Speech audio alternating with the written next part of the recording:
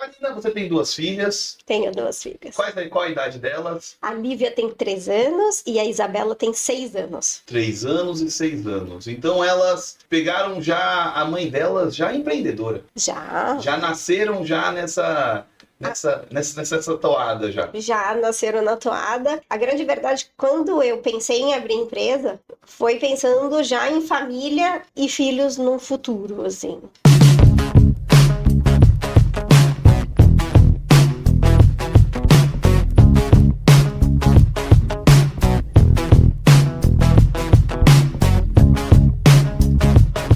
Quando eu trabalhava em construtora incorporadora, antes mesmo de conhecer vocês, né, na MAC, sempre as pessoas, pelo menos até hoje, nas incorporadoras, elas trabalham muitas horas, né? Você entra 8 horas da manhã e muitas vezes 8 horas da noite você ainda não conseguiu sair da empresa.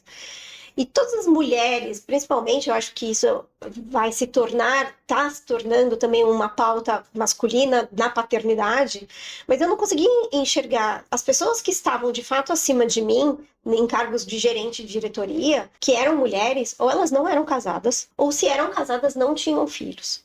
E muitas vezes é por essa condição mesmo, de você vai colocar um filho no mundo e ele vai ficar 12, 15 horas numa escola. Então, e isso sempre me reverberava, porque eu sempre tive o desejo de ser mãe e de constituir uma família. Então, foi nessa visão que eu decidi, lógico que as coisas na época da empresa que eu estava também me levaram nesse sentido. E também eu acredito ter um peso muito grande porque eu venho de família de empreendedores, pequenos empreendedores, né? Meu pai tinha uma lanchonete até meus 10 anos de idade e depois ele abriu uma lavanderia industrial, lava toalha e guardanapo para restaurantes. Então, coisas que entram sem a gente pensar dentro da nossa educação. Assim, as empresas estavam dentro da minha casa. Minha mãe fala que é precursora do home office, porque minha mãe sempre fez a parte administrativa da empresa dentro da minha casa. E a lavanderia lá no operacional que fica o meu pai. Então, assim, eu sempre assisti a minha mãe trabalhando, fazendo as coisas de casa, levando a gente no médico, buscando na escola, trabalhando à noite. Então, é algo, para mim, que foi mais natural, vamos dizer assim, porque talvez eu tenha tido esse exemplo, de fato, dentro da minha casa. E por exemplo, agora a gente vai contar a história. Certo. Arquiteta. Conta aí pra gente isso daí. Aliás, né, acho que eu sou a primeira arquiteta aqui, né? A primeira arquiteta, é verdade. A primeira arquiteta. Arquiteta, aí... Eu sou administradora de empresa também. Se formou primeiro em administração de empresa? Na verdade, a primeira formação que eu tenho é design de interiores, que na época que eu fiz, o MEC não reconhecia como um curso técnico. Então, ele era um curso livre, assim como fazer um curso de desenho. Ok. Aí eu fiz o design de interiores junto com o colegial. Ensino médio, galera. Fingi que não tenho essa ideia. Não tenho idade. O ensino médio. Aí eu fui fazer arquitetura. Aí eu fiz pós-graduação em administração de empresa. Legal. E, Karina, quando você fez design de interiores... Por exemplo, eu fiz técnica em administração.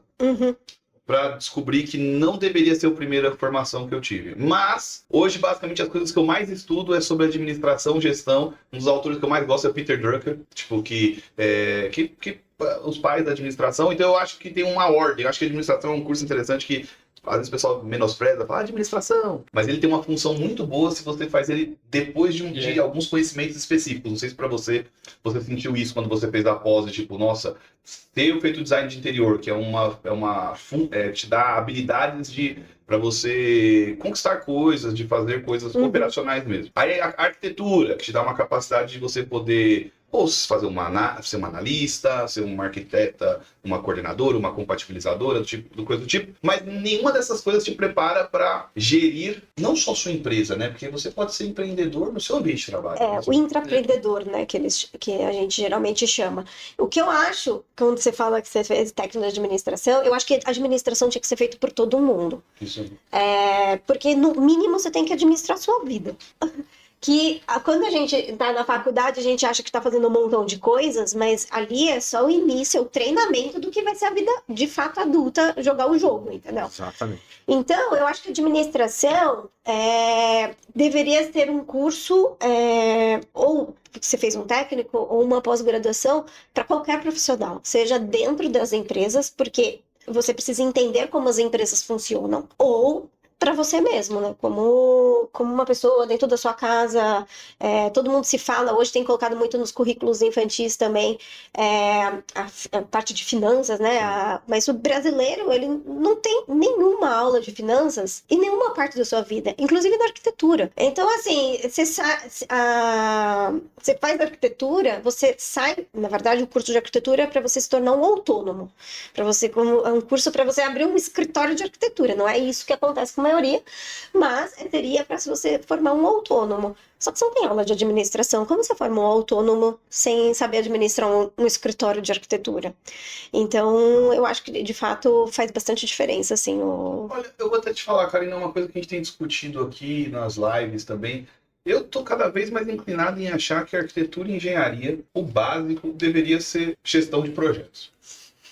A maior, porque assim, vamos ser bem sinceros, nenhum engenheiro sai da faculdade calculando estrutura. Nenhum. Nem calculando instalações. Nenhum arquiteto sai conseguindo aprovar um projeto, tal, não sei o quê. E na prática, o que eles têm mais dificuldade é saber quais são as etapas do processo do projeto, tanto engenheiros quanto arquitetos. Hoje eu sinto que na base deveria ser gestão de projetos o básico, com cálculo, coisas da arquitetura, outra coisa, história da arquitetura, Que é uma de estrutura base. Aí depois você se especializa, ou em instalações, ou arquitetura na parte de coordenação, ou na parte de BIM hoje em dia, ou na parte de desenvolvimento, paisagismo, interiores, de engenharia e tal. Eu acho que está invertido isso. Hoje, cada vez mais que a gente tem que trazer gente para dentro da empresa, ou contratar, tanto lá na MAC também, a gente vai sentindo que tem uma dificuldade enorme da pessoa entender o fluxo das coisas. E aí eu acho que complementa até, depois de novo, com a questão da administração. Exatamente. Então são duas cadeiras que hoje eu falo, caramba, é até aquele negócio, por exemplo, tem livros que eu li com 12 anos, 14 anos, que eu tô lendo de novo, só pra ter com esse viés da maturidade que eu tenho. E agora você absorve mais coisa, né? Mais coisas que eu não percebia quando eu li o mesmo livro, desde O Pequeno Príncipe até A Arte da Guerra, você vai lendo e fala, cara, eu tava ali. É sempre bom reler algumas coisas. Então eu sinto, por exemplo, técnica de administração, eu acho que eu aproveitei. Mas é porque é isso que a gente fala, né? No final das contas, qual que é a maturidade que a gente tem para... não é só uma maturidade no sentido quero fazer ou não quero fazer, mas o desenvolvimento do cérebro termina com 21 anos. Então significa que a gente entra na faculdade antes do cérebro terminar de se desenvolver. Então, assim, maturidade não só das escolhas, mas é isso. A gente também, as próprias escolas, as estruturas das escolas, é uma estrutura hierárquica, onde tem um professor e você faz para tirar nota.